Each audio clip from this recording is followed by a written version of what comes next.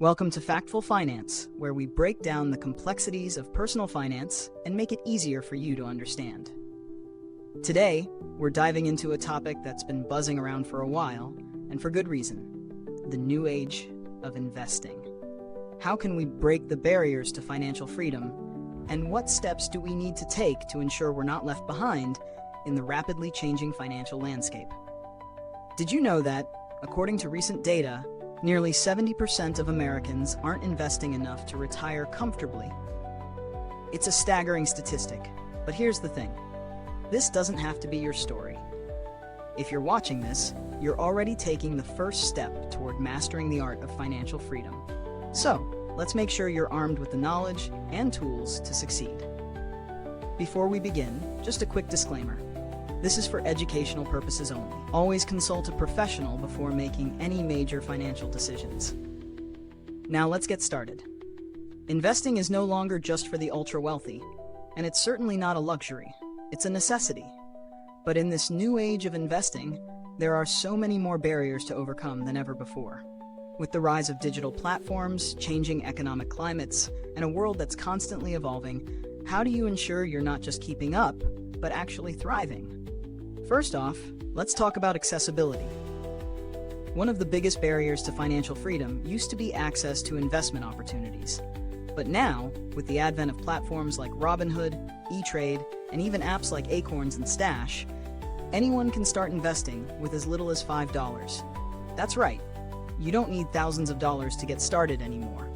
Take Sarah, for example. She was able to start her investment journey with just $100 by using a robo-advisor app.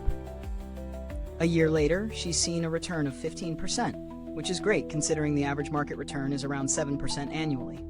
The key takeaway here? Start small, but start now.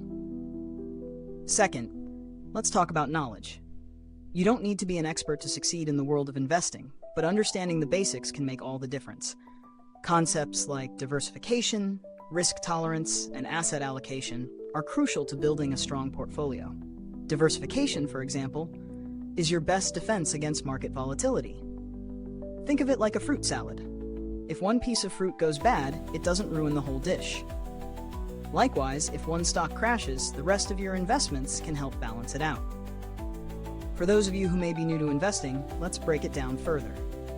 Diversification means spreading your investments across various asset classes: stocks, bonds, real estate, even commodities. This reduces the risk of putting all your eggs in one basket.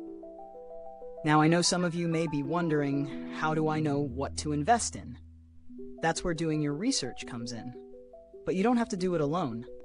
Today, there are so many resources to help guide you. Websites like Morningstar, YouTube channels like this one, and even forums like Reddit's Arsh Investing, where people from all walks of life share their insights. Let's take Liam as an example. He spent months learning about different asset classes, and now, at just 28, he's well on his way to building a diverse portfolio worth over $50,000. He didn't do it by gambling on individual stocks, but by strategically investing in index funds and ETFs that track the market's performance. The third barrier to financial freedom? The psychological roadblocks. Fear, doubt, and procrastination can hold us back from taking the plunge into investing. Let's face it, it's easy to get scared when the market dips or when you see headlines that scream stock market crash. But here's the truth. The best time to invest is when others are afraid.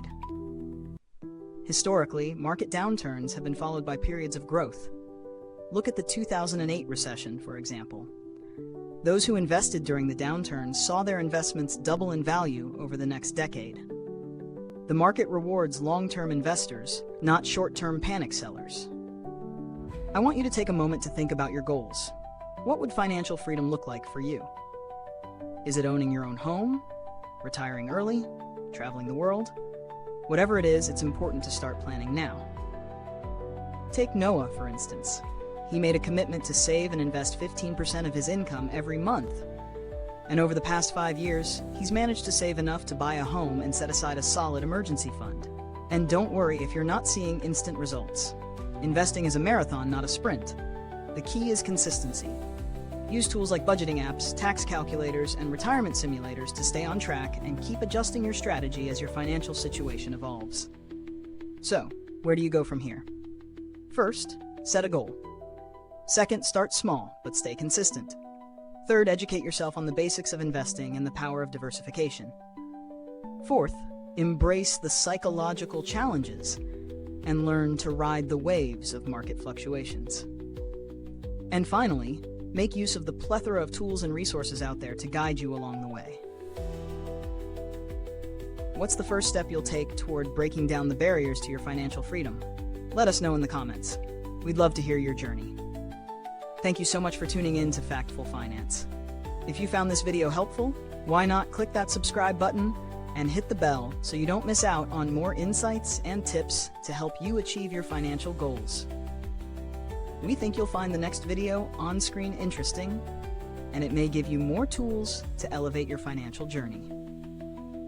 Thanks again for watching, and we'll see you in the next one.